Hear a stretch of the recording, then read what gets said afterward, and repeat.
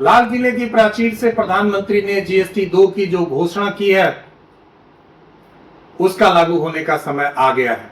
सवाल यह है कि क्या इलाज सस्ता होगा, क्या मरीजों को राहत मिलेगी, क्या फार्मा कंपनियों पर इसका दबाव नहीं बढ़ेगा?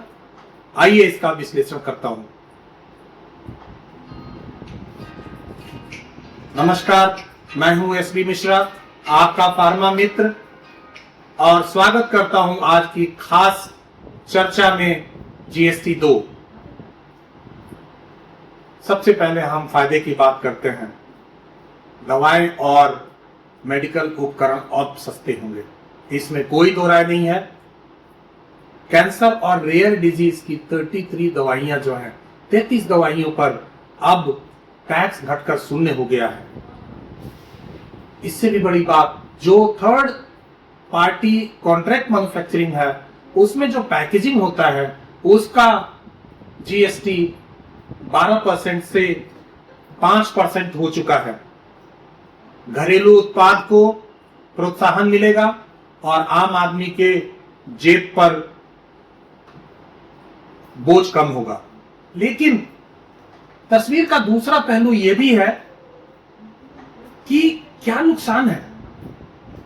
आज आप देख सकते हैं जो कच्चा माल है, एपीआई है, जिस पे अभी भी 18% जीएसटी है। तो जो कच्चा माल है, थर्ड पार्टी मैन्युफैक्चरिंग है और मार्केटिंग कंपनी है, ये तीनों का अलाइनमेंट सही नहीं है।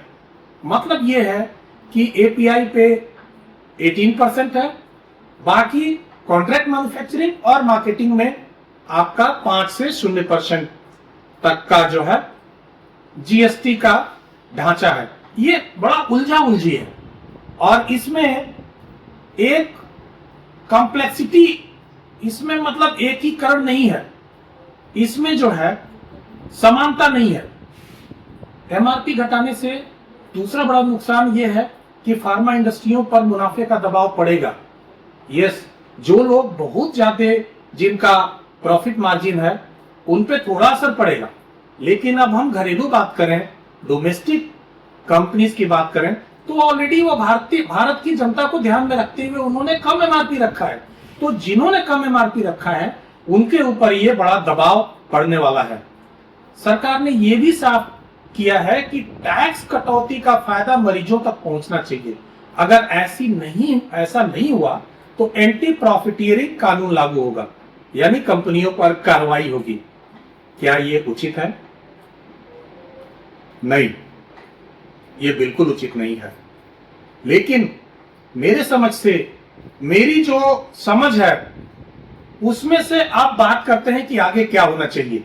सबसे जरूरी है कि कच्चे माल यानी एपीआई और सबका कच्चे माल का एपीआई का जो टैक्स 18% लग रहा है उसको घटा के 5% किया जाए।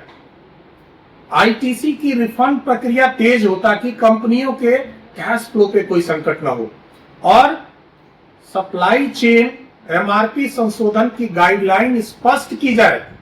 चाहे सीडीएससीओ करे, भारत सरकार करे या कोई एसोसिएशन करे, लेकिन इसको करना पड़ेगा। और सबसे अहम, made in India pharma research manufacturing कंपनियों को बढ़ावा दिया जाए। यही सही समय है जबकि जीएसटी घटा के मेक इन इंडिया को हम आगे बढ़ा सकते हैं और अपना फार्मा रिसर्च के प्रोसेस को आगे बढ़ा सकते हैं, भारतीय अर्थव्यवस्था को हम आगे लेके जा सकते हैं। तो साफ है, जीएसटी 2 मरीजों के लिए एक बड़ी राहत लेकर आया है, लेकिन फार्मा इंडस्ट्री के सामने बहुत सारी चुनौतियां भी खड़ी हैं। तो हम देखते हैं कि सरकार और उद्योग जगत दोनों मिलकर इस चुनौती को कैसे अवसर में बदलते हैं। यही था आज का विश्लेषण।